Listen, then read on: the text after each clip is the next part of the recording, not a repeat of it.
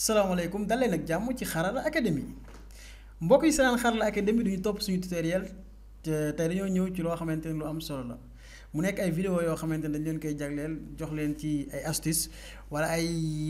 mbir yoo xamante ne da leen di jàppale ci seen dund bu baax a baax gisoon nañ ay vidéo yu bëri yoo xam ne jëmoon na ci Windows yi ci ay formation waaye tey dañoo ñëwaat ci lu mel noonu. tey ñu andil leen benn navigateur boo xamante ni bu am solo navigateur bu ngeen ko xamul mooy fi ngay dugg pour dem si yenn site internet yi par exemple Google wala yeneen sites yi voilà léegi navigateur boobu mu ngi tudd Brave la tudd Brave benn navigateur boo xamante ni open source la maanaam libre pare gratuit li ma si gën a neex ci Brave man personnellement utiliser naa ko matagul une semaine parce que. Semaine passée la ma ko sama benn xarit wax di ko sant ci loolu ok mais bu ma ko utiliser ba tey bàyyeegu ma ko moom laa def sax sama navigateur par défaut léegi ak sama Linux léegi Brave moo nekk nii pour interface su site bi li mooy seen site internet brave.com pour nga xam yenn information yu gën a bëri ci Brave ok mi ngi nii Brave mu ngi nii boo xoolee Brave moo gën a gaaw sax Google Chrome parce que Google Chrome day consommer données yu bëri. xam nga dama am ay cookies ak yeneen données yu bëree bëri voilà beneen mooy Brave boo koy utiliser sa connexion internet du si lekk lu bëri comme Google Chrome nu muy def bi si gën a am solo bi ci gën a neex mooy Brave day bloqué ads yi maanaam publicité yi nga xamante ni day ñëw ci site yi parce que li gën a mën a sonal nit ñi mooy nga dugg benn site rek publicité yu bëree bëri di la sonal waaye boo utiliser Brave publicité yooyu doo gis si site bi. beneen bi ñi nga xamante ne dañ lay suivre par exemple am na ñoo xamante seen rôle mooy lan xool yow te yaa ngi si internet ban site nga dugg suba fan ngay duggaat voilà ñoom nag dañ lay may ñooñu noonu duñ la mën a gis ok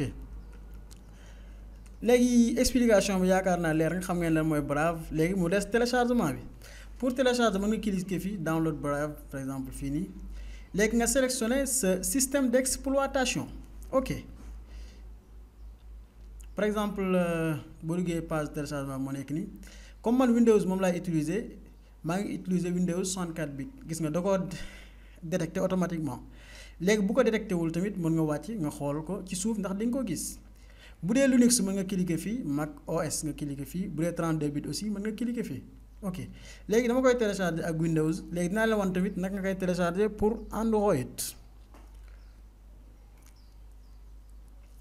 léegi mu ngi nii suuf di ñëw voilà presque léegi mu agsi parce que setup bi ngay télécharger pare nga gis nga cliquer ci ouvrir voilà léegi boo cliquer ouvrir ñu xaar tuuti mu ñëw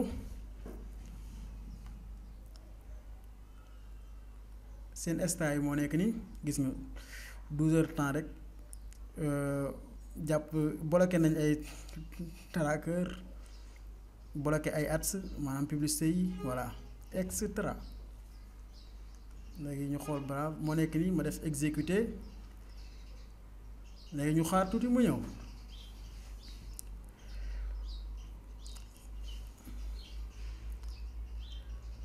léegi mu ngi ñëw léegi mu ñëw fii ni nga gis ko mu commencé di dem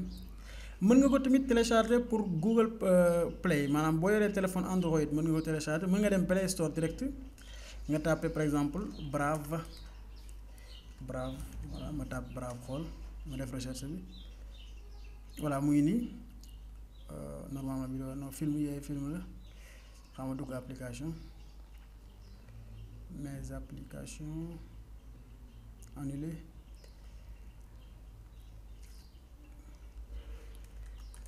ñu def Brave xool muy andi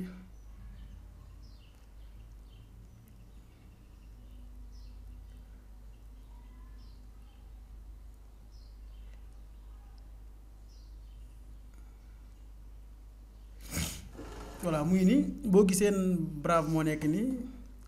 voilà nga cliquer installer ci sa téléphone nga daat ko siy dugal voilà moo nekk mën nga si lire lu bëree bëri voilà muy nii Brave